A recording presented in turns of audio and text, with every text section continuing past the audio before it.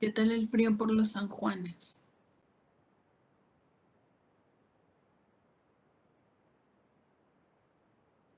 Ah, no, ¿quién era de...? No, San Juan no de... Ay, San Miguel.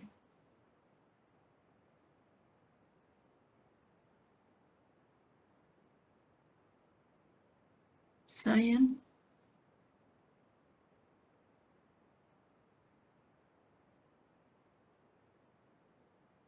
¿Dónde anda Sayan?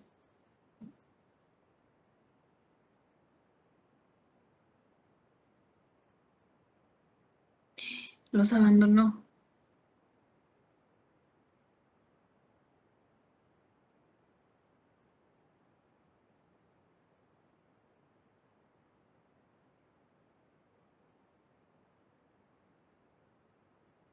Ay, qué triste que los deshicieron.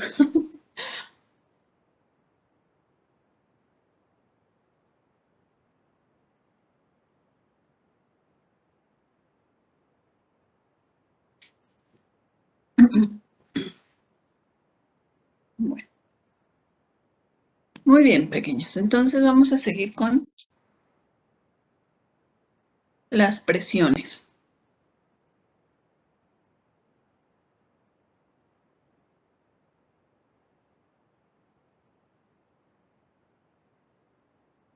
Entonces veíamos que hay varios factores que van a regular el intercambio de líquidos, tanto en el medio extracelular como en el intracelular. Bueno,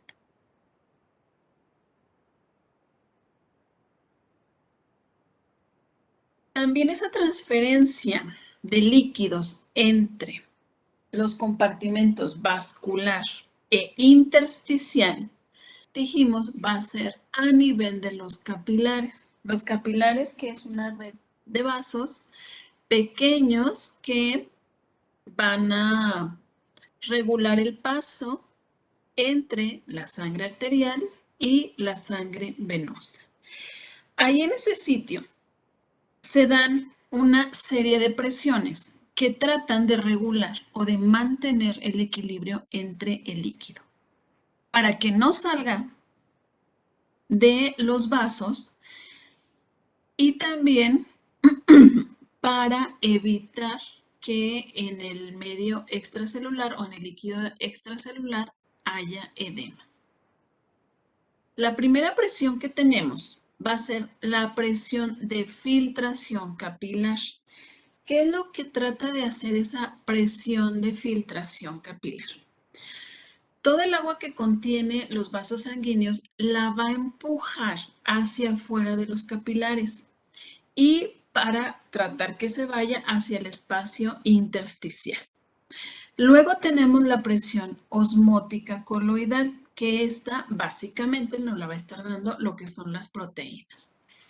Esa presión osmótica va a hacer el efecto contrario a lo que es la presión capilar, que es lo que va a hacer, pues va a atraer el agua hacia ella. Y aquí intervienen varias proteínas que van a tener la función de que el agua no se fugue. Después tenemos la presión hidrostática intersticial. En el tejido intersticial también va a haber presión y esa presión va a evitar que el agua que nos impulsa la presión de filtración capilar salga hacia el espacio extracelular o extravascular. Y también tenemos en el tejido una gran cantidad de proteínas y esas proteínas nos van a dar una presión osmótica coloidal en el tejido intersticial. ¿Qué es lo que va a hacer esta? Nos va a atraer el agua fuera del capilar y hacia el espacio intersticial. A pesar de todas estas presiones, unas que tratan de sacar el agua, otras que intervienen para evitar que salga el agua de los capilares, vamos a tener pequeñas fugas de líquido. ¿Qué es lo que pasa con ese líquido? ¿Cómo va a regresar hacia el sistema circulatorio central? Pues ya no lo va a hacer a través de la vía arterial o venosa. Aquí vamos a tener vasos linfáticos. Los vasos linfáticos van a ser sistemas como de drenaje que se van a encargar de transportar proteínas, células inflamatorias y el líquido que se fuga hacia el espacio intercelular hacia la circulación central.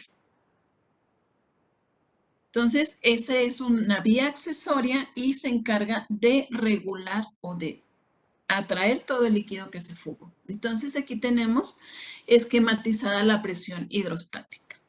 Vamos a tener nuestro extremo arterial en un capilar y el extremo venoso. Los capilares van a estar revestidos por células endoteliales. Esas células endoteliales están adosadas o están muy unidas entre sí para evitar que se fugue el líquido. Van a ser como impermeables. En el lecho arterial o nuestro extremo arterial, nuestra presión hidrostática va a ser aproximadamente de 30 milímetros de mercurio, mientras que en el extremo venoso va a ser de 10 milímetros de mercurio. Entonces, esta presión hidrostática capilar o presión de filtración, dijimos, va a ser o va a tratar de que todo el líquido contenido en el vaso salga hacia el espacio intersticial. Y la presión del líquido intersticial va a ser de menos 3 milímetros de mercurio. Entonces, eso permite que cierta cantidad de agua salga hacia el líquido intersticial. Tenemos después la presión osmótica coloidal, tanto intravascular como en el intersticio. En el extremo arterial vamos a tener,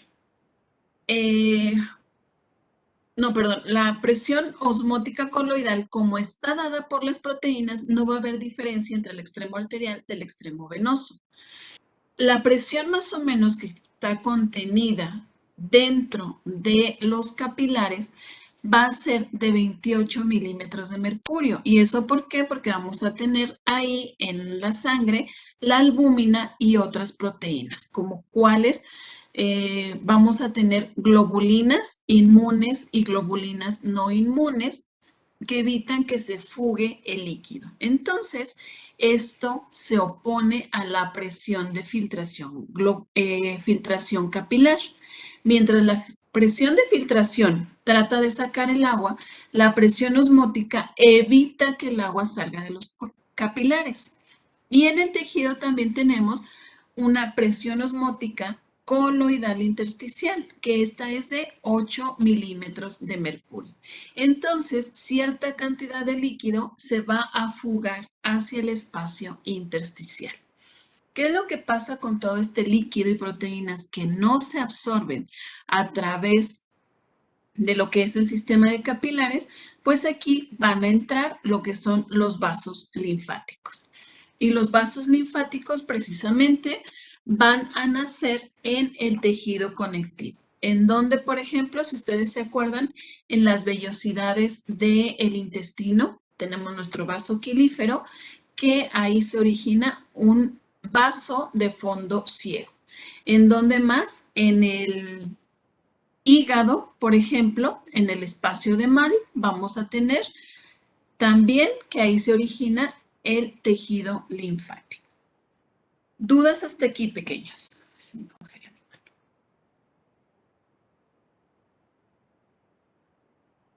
De la presión hidrostática, de la presión capilar, porque ahora vamos a ver las alteraciones relacionadas con estas presiones. Vamos a empezar con el edema. ¿Qué es el edema? ¿Quién sabe qué es el edema? Es la acumulación de líquido, maestra, ¿En dónde? en los tejidos. En los tejidos. ¿Quién lo dijo? Ay, Yo, Miguel, maestra. Miguel, gracias, Miguel. Bueno, así es. El edema es la acumulación de líquido en los tejidos y es precisamente la falla en todos estos sistemas, entre unos que tratan de empujar el agua y otros de retener el agua dentro de los vasos. Entonces el edema se define como una inflamación palpable que se va a dar por la expansión del volumen del líquido intersticial. Eso quiere decir que si nosotros tocamos las zonas que tienen edema o acumulación de líquido fuera de los capilares, vamos a sentir como si fuera una tumefacción. Se siente gordito. Y de ahí deriva un signo clínico que se llama signo de Godet. ¿En qué consiste el signo de Godet? ¿Ya lo vieron, Jimena? Que lo presionan y regresa, o sea, vuelve a ¿En rebotar la qué lo piel. presionas? O sea, sobre el edema, como el puntito, si se Ujú, presiona se supone que se hace como un godet, o sea, de lo de los pintores, o sea, la paleta donde tienen las pinturas, y por ujú. eso se hace como el hundimiento. El hundimiento, ¿verdad? Entonces, si nosotros tocamos esa zona o ese sitio, ¿qué es lo que va a pasar con el líquido? Se va a movilizar y nos va a dejar una especie de hoyuelo y se hace sobre todo o se ve sobre todo en lo que es sobre la tibia, ¿sí? Sobre el huesito presionamos. Perdón. Este edema puede ser tan importante como de 10 a 30 litros adicionales de líquido. El tejido intersticial tiene la capacidad de almacenarnos esa cantidad de líquido, entonces puede ser muy importante y el Godet también tiene como que una escala. ¿Alguien se la sabe?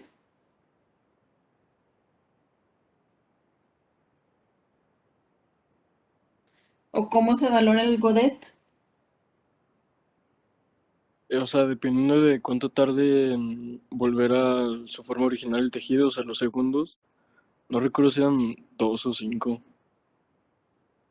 Esa es del Godet o del llenado capilar. No, no, Jimena, pero sí, la del llenado capilar sí era de 2 segundos, creo. De eso sí me acuerdo. ajá, lo que se No, mide en segundos es el llenado capilar. y la del godet Y, sí puede ser más, muchísimo más. y el Godet se mide por cruces, una cruz, dos cruces o tres cruces.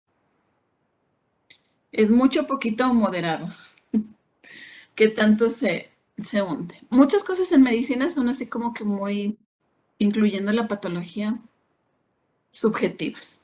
Bueno, ¿cuáles van a ser las causas del edema? Primero, que nos aumente la presión arterial o que haya una menor resistencia al flujo a través de los esfínteres precapilares. ¿Se acuerdan ustedes que en la unión de los capilares arteriales con los venosos teníamos una especie de válvulas que regulaban el paso de la sangre? Y ahí vamos a tener daño o alteraciones en estos esfínteres precapilares.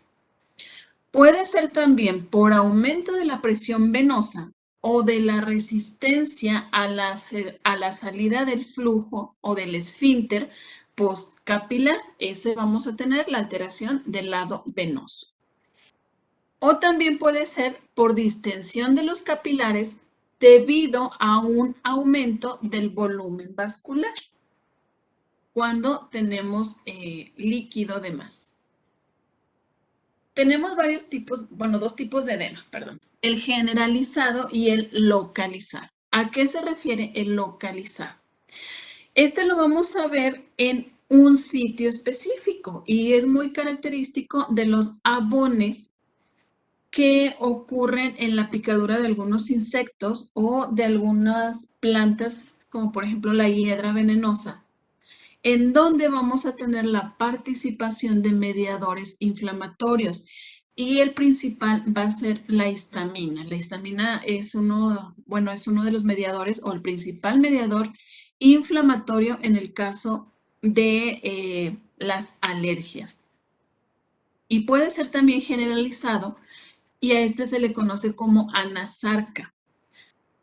Este va a ser secundario a que aumente el volumen vascular, por ejemplo, en los pacientes que tienen insuficiencia cardíaca congestiva, en donde el corazón falla su función como bomba y eso evita que la sangre circule de forma normal o haya un retorno venoso normal.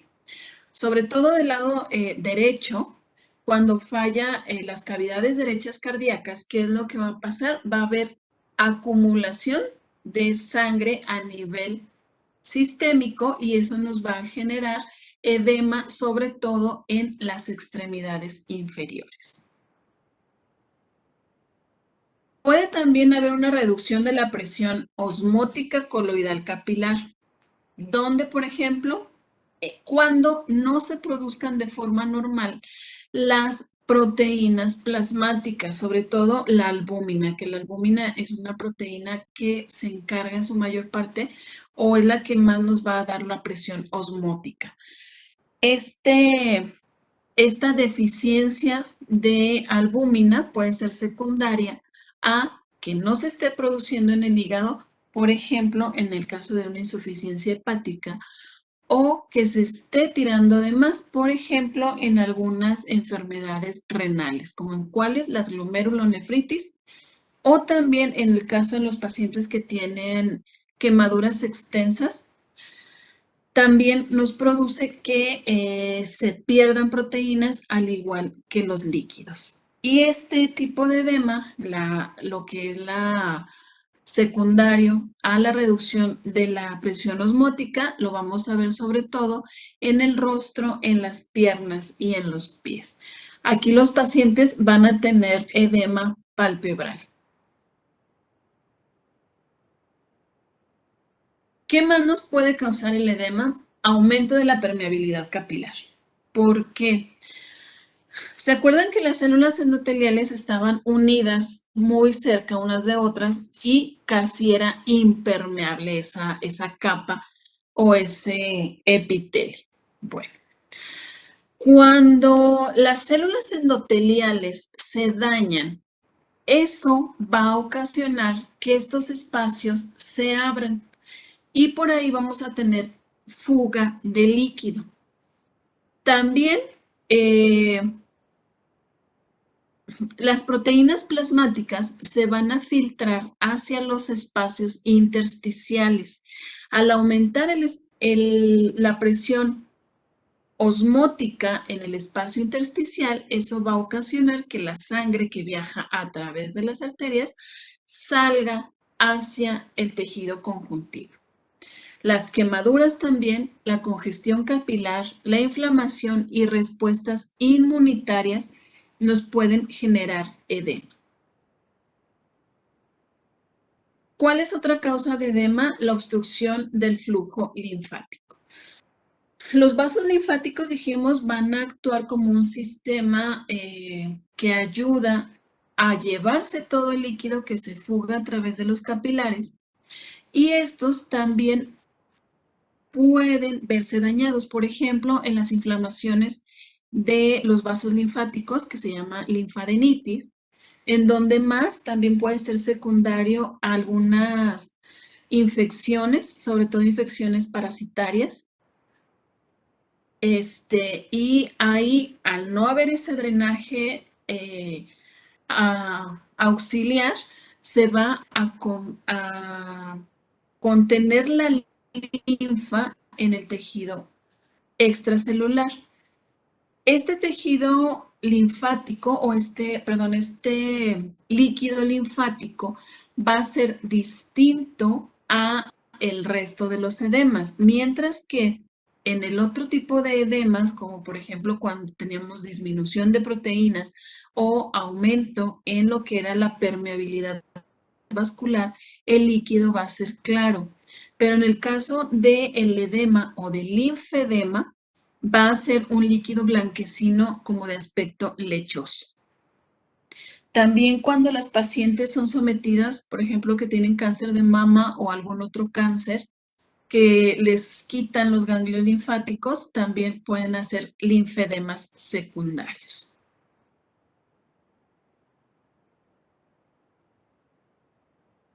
¿El cambio de color de qué, Carmina?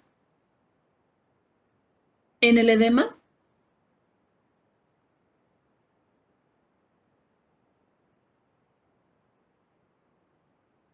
Hay un tipo de, bueno, son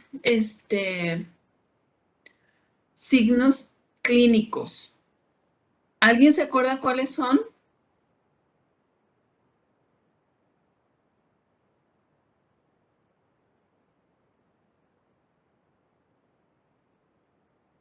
Que se relacionan con el edema y el linfedema. En el linfedema, los pacientes tienen un aspecto o se ve como si fuera un aspecto de cera y se ve blanquecino, pero ahorita no me acuerdo cómo se llama ese signo. Se llama...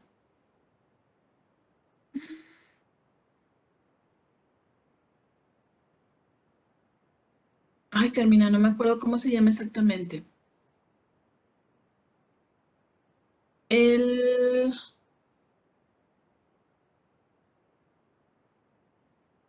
La definición se da precisamente por el cambio del color, porque en el linfedema la piel se ve blanquecina como de aspecto céreo, como si fuera cera. Mientras que en el edema, debido a otro tipo de alteraciones, la piel no cambia de color, se ve un color normal, mientras en el linfedema se ve de color blanquecino. No, no es la psoriasis, es ay, lo tengo aquí, ahorita me acuerdo.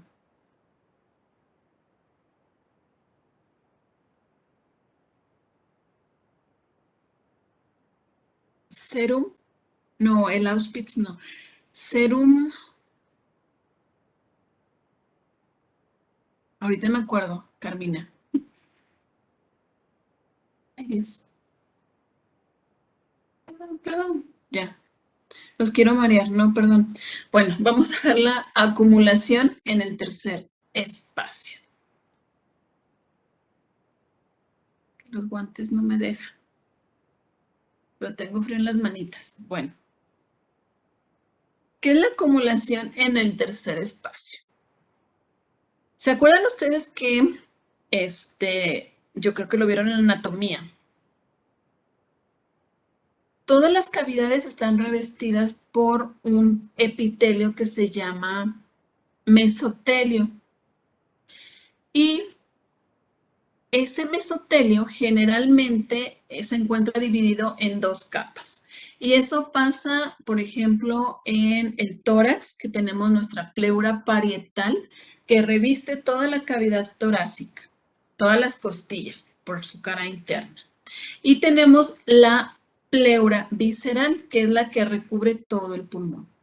Entre estos dos vamos a tener un espacio virtual. ¿Qué es un espacio virtual? Es un espacio que existe, pero que no existe. ¿A qué se refiere esto? Que ese espacio se va a hacer patente cuando se acumule líquido, sangre, aire o linfa. Y a esta acumulación se le llama acumulación del tercer espacio o del espacio transcelular. Y esta puede ser por obstrucción del flujo linfático, por ejemplo, en los pacientes que tienen cánceres en donde los tumores invaden el sistema linfático y nos puede llegar a obstruir incluso lo que es el tronco torácico. Puede ser también por respuestas sistémicas inflamatorias, en síndromes capilares o también en el caso, por ejemplo, de la pancreatitis, la hipoalbuminemia o en el caso de las quemaduras. En el caso de la hipoalbuminemia, ¿qué es lo que va a pasar? Los pacientes desarrollan, además de derrame pleural, ascitis, porque el hígado, por ejemplo, en los pacientes que tienen cirrosis, el hígado va a estar duro y eso evita el flujo de la sangre a través del sistema porta, los vasos sanguíneos del abdomen se congestionan y como no hay proteínas, el líquido se va a estar fugando. Reciben un nombre específico de acuerdo al sitio en donde se dé. Se le llama hidrotórax en el caso de que sea líquido contenido en el espacio pleural, ascitis en el caso de que el líquido esté contenido en el abdomen o también se le conoce como derrame, en donde, por ejemplo, en el derrame pericárdico, que el pericardio también está compuesto por 2 hojas.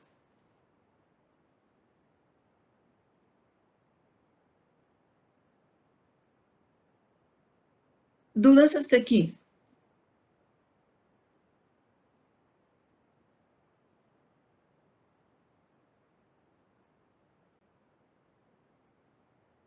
Hablen ahora. ¿Nones?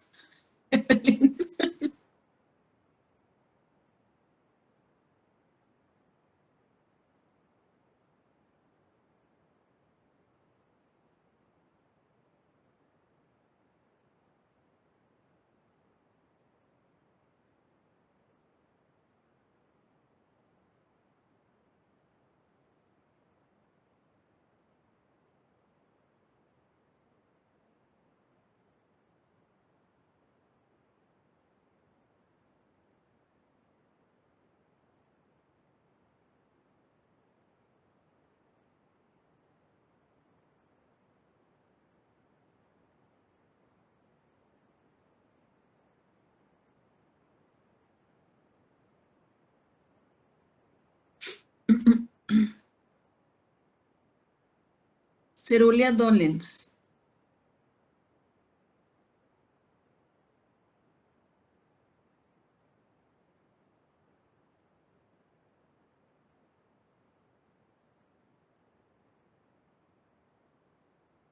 La cerulia dolens, según, bueno, creo que es por trombosis venosa. Es una trombosis venosa isquémica, pero tiene un nombre parecido a cerulia, que es ese aspecto así como de cera.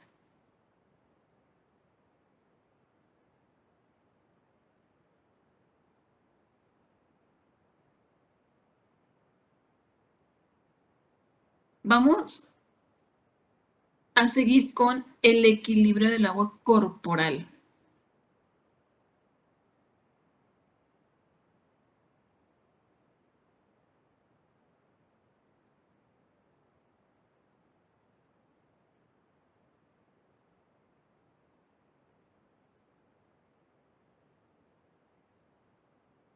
Ahí en la cerulia dolens, creo que los pacientes, bueno, como es una trombosis, los pacientes tienen las piernas moradas.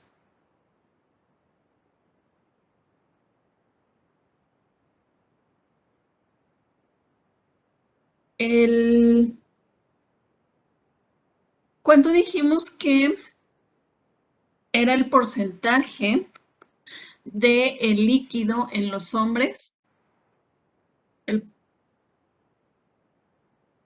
60%. ¿Y en las mujeres? 50%. 50. ¿Por qué? Por el tejido adiposo. Por el tejido adiposo, dicen, no se crean. No, sí es cierto. Las mujeres tendemos a hacer edema. No, edema no, acumular más bien tejido adiposo en lo que es la cadera. ¿Dónde más? Brazos. Y luego tenemos el brazo en el pecho. Así es, en glándulas mamarias, en las piernas.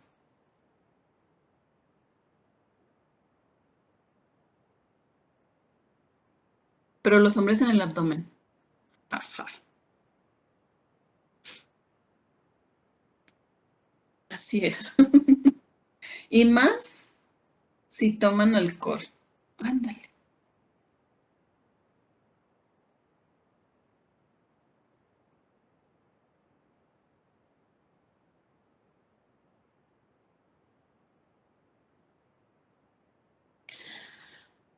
Vamos a ver el equilibrio del agua. ¿A qué costo? Bueno, el agua corporal. El agua corporal total pues va a variar, ya dijimos. La grasa es 10% agua, mientras que el músculo, que se supone es más abundante en los hombres, es el 70%. Entonces, es por esta razón que los hombres, en teoría, tienen mayor cantidad de agua que las mujeres. En los lactantes, básicamente son saquitos de agua.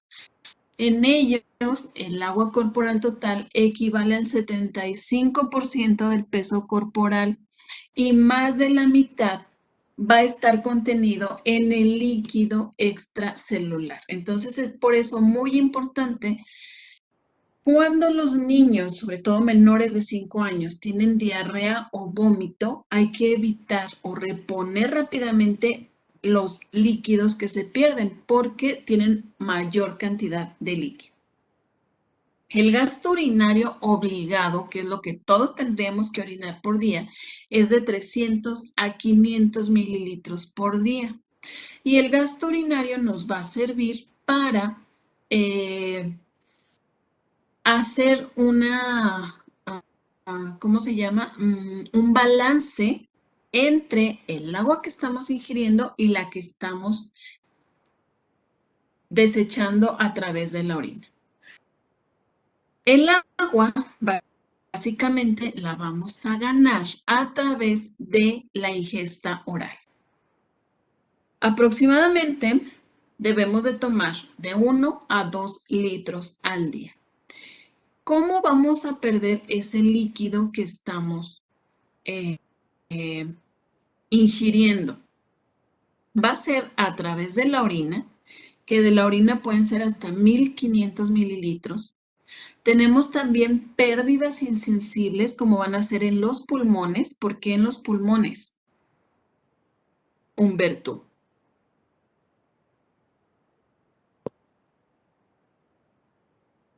Pues por el intercambio de gases, ¿no? Supongo. ¿De gases o de qué más? De oxígeno y de... bueno, más bien transporte de oxígeno. ¿Mande? Más bien el transporte, por el transporte del oxígeno, ¿no? ¿Por qué, Karen? ¿Por la respiración? No.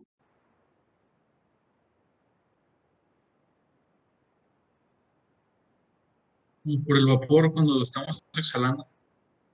Exacto, por el vapor que estamos exhalando.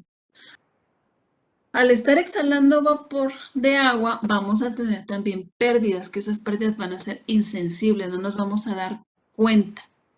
¿Por qué más? A través de la piel, a través de la transpiración, que en general esta puede alcanzar hasta los 500 mililitros en situaciones basales. Eso es que no estamos corriendo ni realizando actividades extenuantes.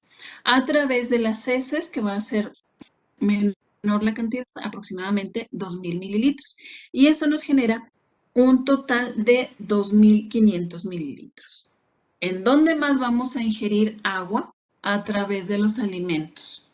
En la sopita caliente, en el caldito de pollo, que esta puede llegar a ser hasta de 1300 mililitros.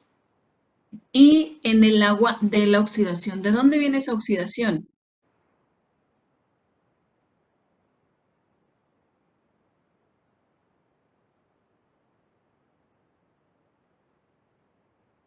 ¿Nos estamos oxidando?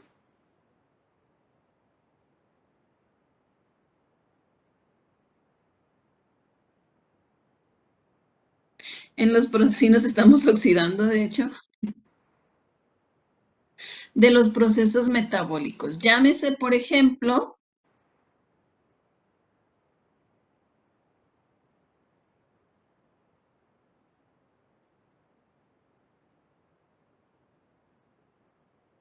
el ciclo de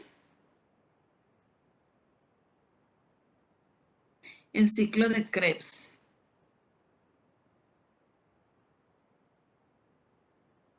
Así es, a través del ciclo de Krebs. Entonces ahí se están generando ¿cuántas moléculas de agua? No, ya no. Se está generando continuamente agua.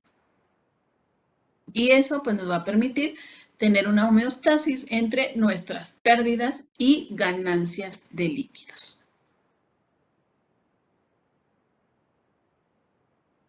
¿Dudas?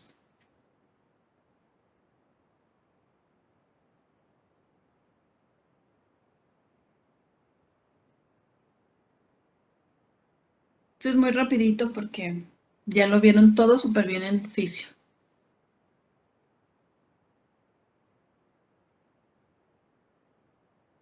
Pero luego se me confían en esta unidad.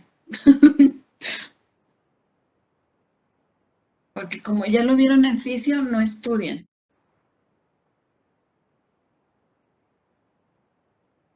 Bueno, vamos a entrar con los solutos. Primero, el sodio. Este es el catión más abundante del cuerpo. Aproximadamente tenemos una cantidad de 60 miliequivalentes del peso corporal. La mayor parte del sodio, dijimos, va a estar contenida en el líquido extracelular y los niveles normales plasmáticos oscilan entre 135 miliequivalentes por litro a 145 miliequivalentes por litro. Mientras que en el líquido intracelular va a ser mucho menor la cantidad que contiene y va a ser solo de 10 a 14 miliequivalentes por litro. ¿A través de qué se va a transportar este ion?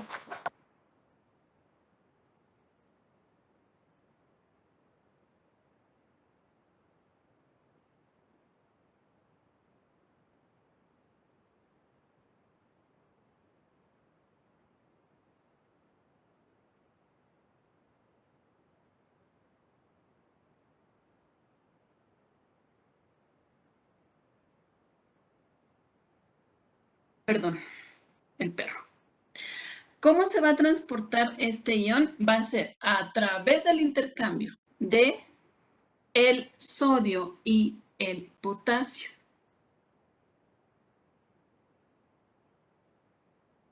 Y esto es gracias a una proteína de membrana que se le conoce como bomba de sodio-potasio ATPase. ¿Por qué? Porque se utiliza energía para este transporte. Bueno, ¿cuál va a ser la función o una de las funciones del sodio aparte de todas las que tiene? Nos regula el volumen de líquido extracelular. El sodio, como les mencionaba, generalmente está acompañado por el ion cloro y nos va a formar, ¿qué es esto? ¿Qué es el HCO3?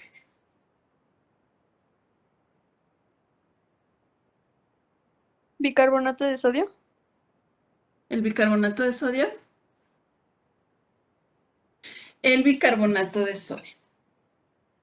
Que este también va a ser importante en la sangre. ¿Por qué? Porque va a actuar como un sistema amortiguador para la estabilización del pH. Entre estos dos, el sodio y el cloro, van a ser el 90 al 95% de la actividad osmótica del líquido extracelular. Entonces también, aparte de ser una molécula osmóticamente activa, nos va a ayudar a regular el equilibrio ácido-base como parte del sistema amortiguador o el sistema buffer del bicarbonato. ¿Cómo lo vamos a ganar o cuál es el medio más importante? La ingesta. Si nosotros comiéramos el equivalente a 500 miligramos por día de sodio, sería suficiente. Pero en promedio, entre la Maruchan, la coca y todo lo que comemos, todos los alimentos procesados, podemos tener una ingesta que puede ser hasta de 6 o 15 gramos por día. Entonces, casi siempre vamos a estar sobrados de sodio. ¿Cómo se va a regular la pérdida del bicarbonato, del sodio? Pues bueno, va a ser a través del riñón, de tubo digestivo y de piel. El 10% se va a eliminar a través de piel y esto pues va a ser gracias a la sudoración.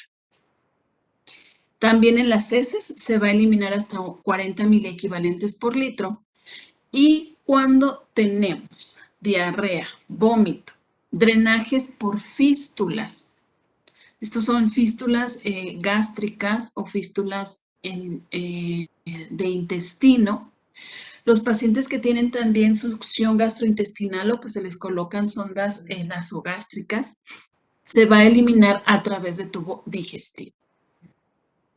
Cuando nosotros vivimos en Aguascalientes, estamos en invierno y luego nos vamos a vivir al desierto del Sahara, vamos a sudar en exceso.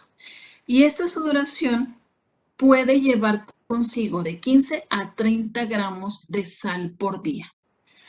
Una vez que nos acostumbramos, vuelve a eliminarse la misma cantidad a través del sudor, que va a ser de 3 a 5 gramos. Y para eso necesitamos 4 a 6 semanas de aclimatización. También si van a correr los maratones, van a comenzar a eliminar mayor cantidad de sodio. Los mecanismos de regulación que intervienen para lograr la homeostasis del sodio va a ser sobre todo mecanismos de retroalimentación, que esto tiene que ver también con el sistema hormonal. ¿Por qué es importante el sodio en el organismo? Porque este va a ser en su mayor parte el responsable de mantener el volumen efectivo o el volumen de sangre arterial efectivo. ¿A qué se refiere este volumen efectivo? Es la cantidad de sangre que sale del corazón, del lado izquierdo, hacia la aorta. Entonces, si ese mecanismo falla y hay pérdidas de sodio, vamos a tener también pérdidas de líquido que nos pueden llevar a la disminución del volumen arterial. Y luego se activan otra serie de mecanismos fisiológicos para tratar de compensarlos. Un volumen de sangre cuando es baja nos va a activar, dijimos, mecanismos de retroalimentación. Y esos mecanismos de retroalimentación van a interferir a nivel renal, sobre todo, que es el principal sitio en el cual se elimina. ¿Qué es lo que va a pasar? Se va a activar el sistema de renina-angiotensina-aldosterona a través de los vasoreceptores y eso nos va a generar que en el túbulo renal se retengan sodio y se retengan agua para tratar de jalar el líquido que se está perdiendo a través de la orina y se devuelva hacia el sistema circulatorio. Cuando tenemos el efecto inverso, que vamos a tener aumento en lo que son las pérdidas de líquido o las pérdidas de agua, se va a activar también un sistema de retroalimentación que nos va a producir la liberación de sodio y de agua. ¿A qué se refiere un mecanismo de retroalimentación? ¿Alguien sabe? ¿Yareli? ¿Está?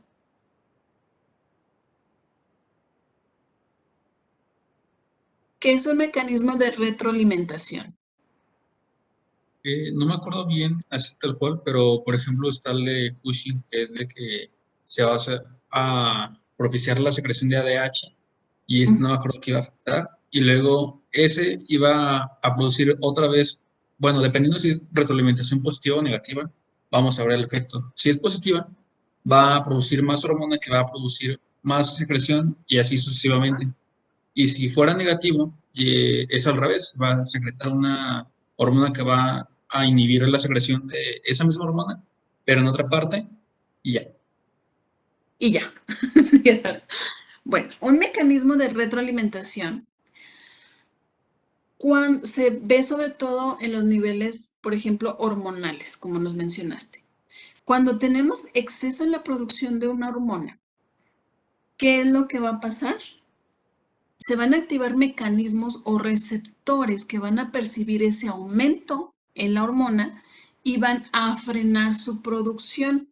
Y eso es muy visto también, por ejemplo, en el eje hipotálamo, hipófisis, ovario, en donde si tenemos una gran cantidad de estrógeno, ¿qué es lo que va a pasar? Se van a liberar hormonas que van a contrarrestar la liberación de estrógenos a nivel del ovario. Y tenemos mecanismos que van a estimular o aumentar el estímulo primario y otros que van a frenar el estímulo primario, que van a ser los menos comunes. ¿Qué son los varoreceptores? Los varoreceptores, ¿alguien sabe?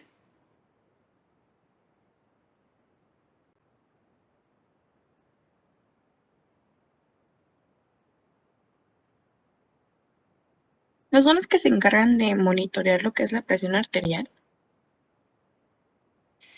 Sí, las células endoteliales van a ser sensibles a... ¿No? ¿No, Eduardo? Aunque si no eran las células glómicas. Las células glómicas son células que también derivan de las células mesenquimales endoteliales.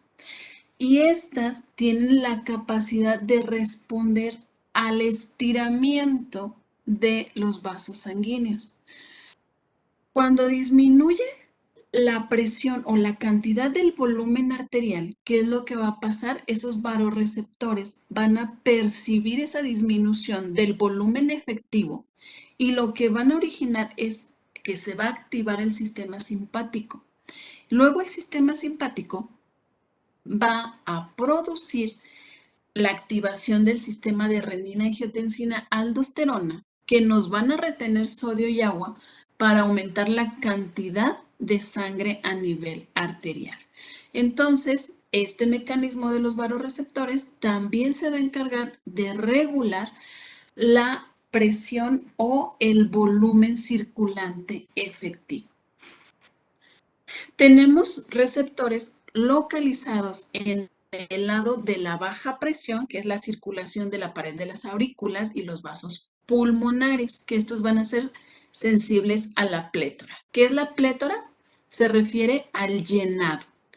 Y en el lado arterial o en el lado de la alta presión de la circulación, vamos a tener varoreceptores en el arco aórtico y en el seno carotídeo, que estos también van a ser sensibles a los cambios de presión arterial. Estas células glómicas también las vamos a encontrar en lo que son los pulpejos o en los lechos unguiales. Y ahí se originan unos tumores muy bonitos que se llaman tumores glómicos. Anuncio parroquial. ¿Quieren descansar?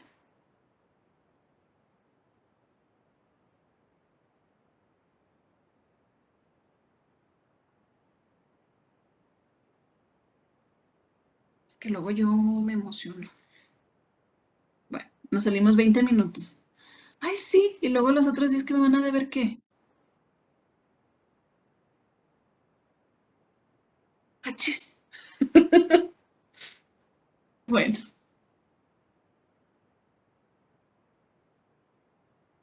¿3 horas son 20 minutos de descanso? No, no es cierto, sí. Media hora. Muy bien, niños. Niños 1, maestra 0. Bueno.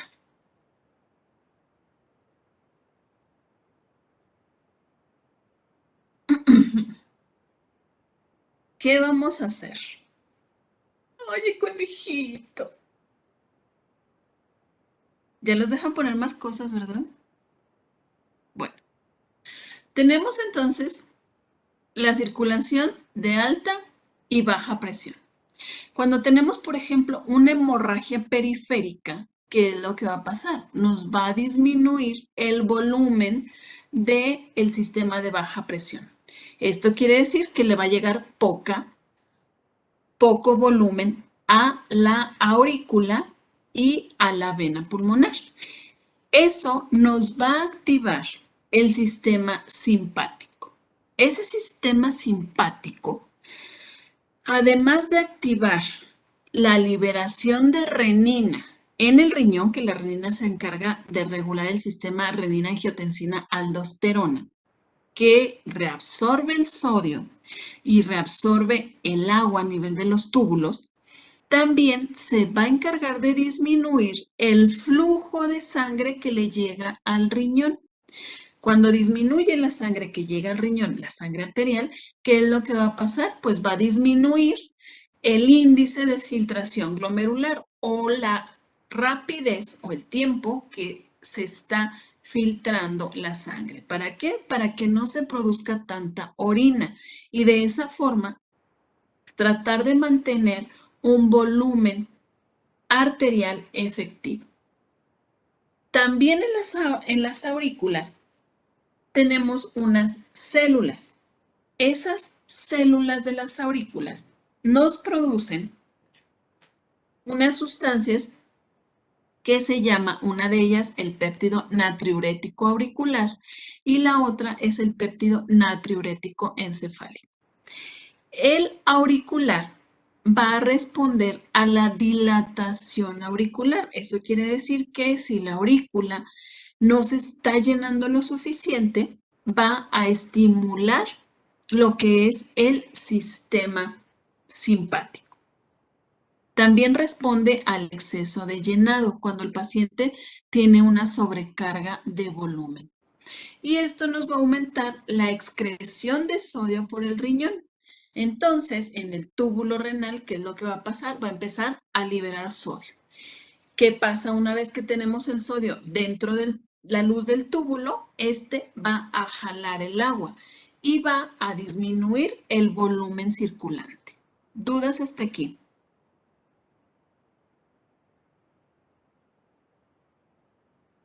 Nope.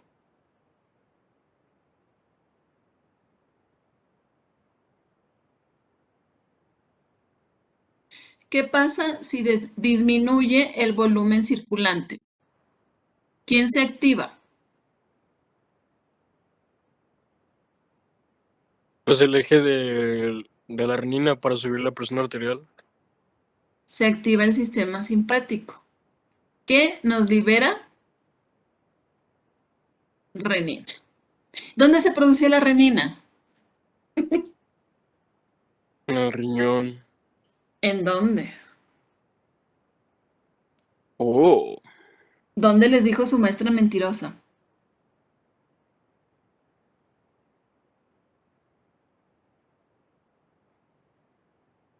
En el sistema o las células yuxtaglomerulares. Muy bien, Carmina. En las células yuxtaglomerulares. ¿Y qué es lo que va a pasar si aumenta el llenado? Se activa el parasimpático ¿Por qué? para poder disminuir la presión arterial. ¿A través de qué? El péptido natriurético, que estos actúan básicamente como diuréticos. ¿Sí? Este péptido natriurético, ¿qué es lo que va a hacer? Aumenta la excreción de el sodio a través, ya no moviendo esto, a través del riñón para que se pierda sodio. ¿Qué pasa cuando el sodio está en la luz del túbulo?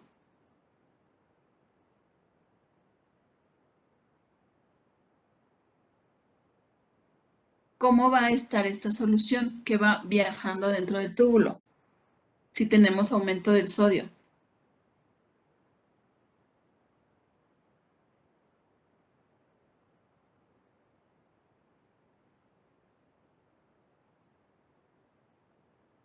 Hipertónica. Entonces, como es una solución hipertónica, ¿qué es lo que va a pasar con el agua? ¿Para dónde se va a ir? Sale hacia el túbulo renal. Y eso nos va a disminuir la cantidad de sangre que circula en nuestras arterias. Entonces, esos van a ser los mecanismos ya, que se van a encargar de regular lo que es el contenido o el volumen circulante. ¿Dudas hasta aquí?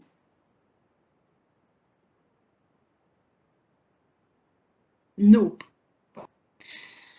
Tenemos receptores de arteriolas aferentes, que las aferentes son las arteriolas que van a llegar. Estas también van a responder a los cambios de la presión arterial y a través de la estimulación del sistema nervioso simpático nos van a liberar a la renina, activándonos el sistema de la señora A, de la renina, angiotensina, aldosterona. ¿Qué nos hacen estos? Dijimos.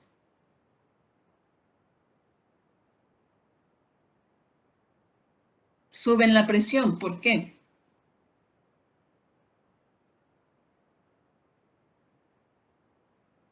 Retienen sodio. ¿Qué pasa cuando tenemos el sodio dentro de las células?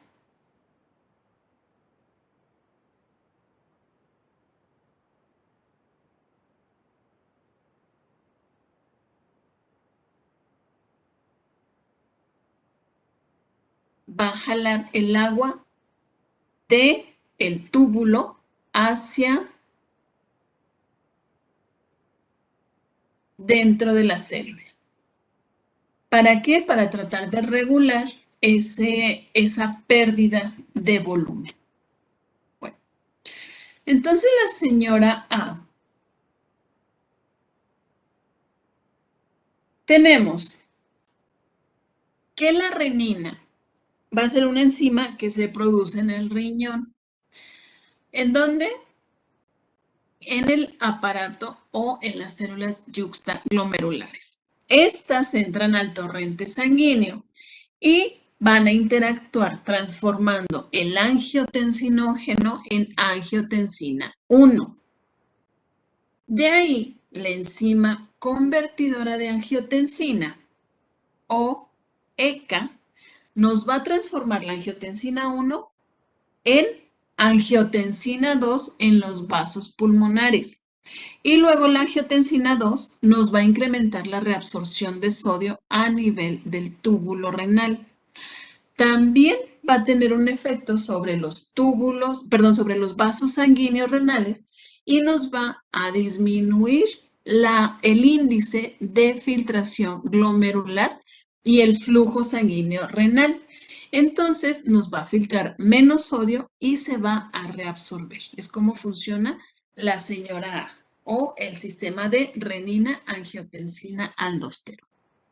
La angiotensina 2 también nos va a regular lo que es la aldosterona y va a actuar en los túbulos corticales colectores.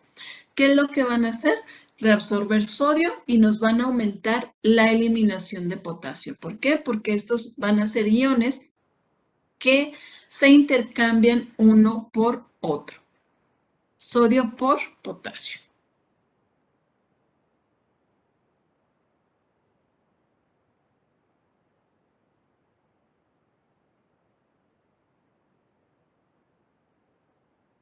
¿Le seguimos con los trastornos del sodio y del agua?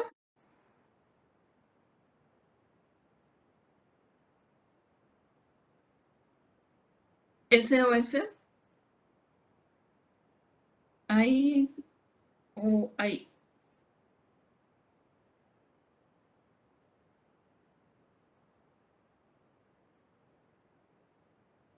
Me voy a hacer como los oftalmólogos. Ahí o ahí. Ahí o ahí. ¿Dónde ves mejor?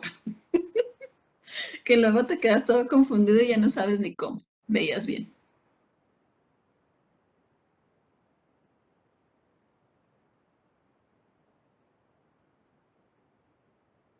Y terminas diciéndole, no, pues ya los que quieran. Muy bien.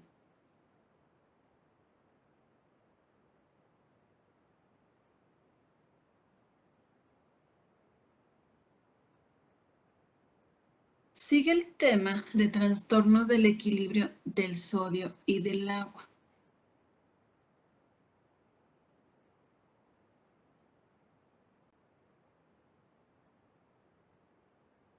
El día de hoy, para que los que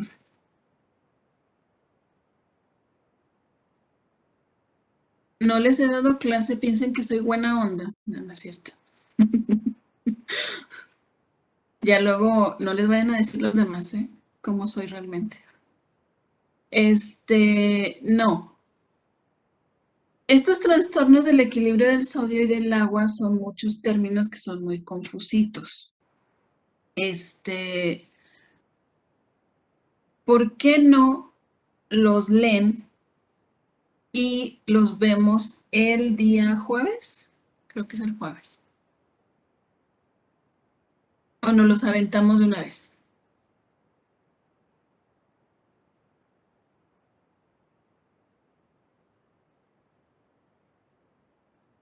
Los leen porque, mira, son muchos términos. Déjame les presumo.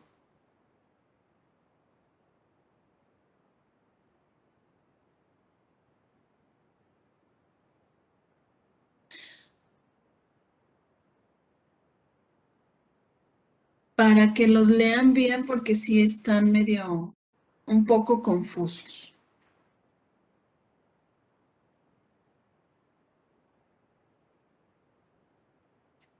Creo que...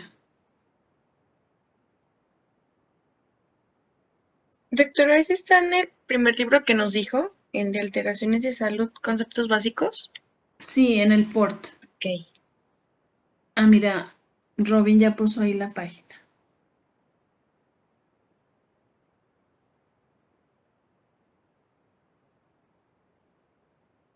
Gracias, Robin.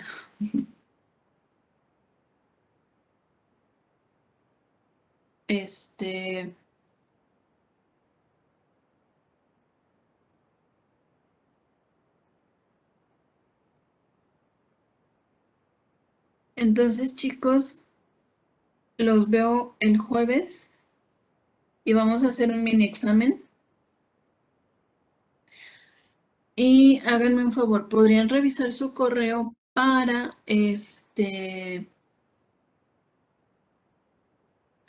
para ver si recibieron la invitación de Neons? O en caso de que alguien falte, para que me lo hagan saber, por favor, y darlos de alta. Porque yo creo que ya les voy a subir todas las tareas de una vez para que tengan mucho tiempo de irlas haciendo.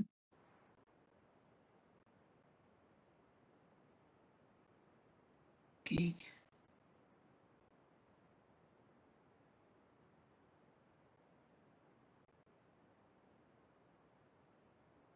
Ah, perdón. A mí igual. Pensé que decía a mí me da igual y yo, bueno, muy bien. Ahí estoy quedándome ciega. Muy bien, chicos. Entonces, los dejo ir temprano con la firme promesa de que van a estudiar. Y nos vemos el jueves. ¿Sí?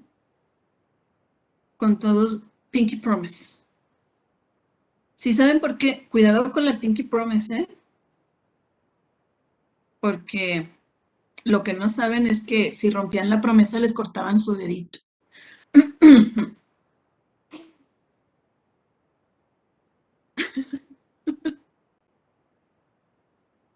Candy Candy. Ah, pero ya no le cortaron el dedo, que bien merecido se lo tenía, pero bueno. Muy bien, chicos, entonces nos vemos el jueves. Cuídense mucho. Doctora, pero exactamente lo que tenemos que estudiar se llama trastornos de equilibrio sodio y agua. Yo le iba a Trastorno de preguntar. equilibrio, sodio y agua. Ajá. O sea, entonces el mini examen es de eso o va a ser el diagnóstico o qué es eso.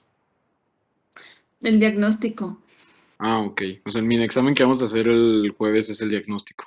es el diagnóstico, que puede incluir esto. Ah, ok, no, sí está bien.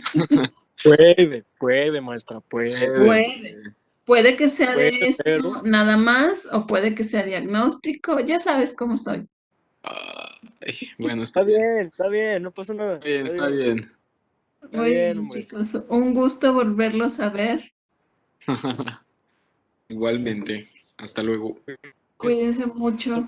Pero- Los que no me tocó darles clases, nos vamos a divertir.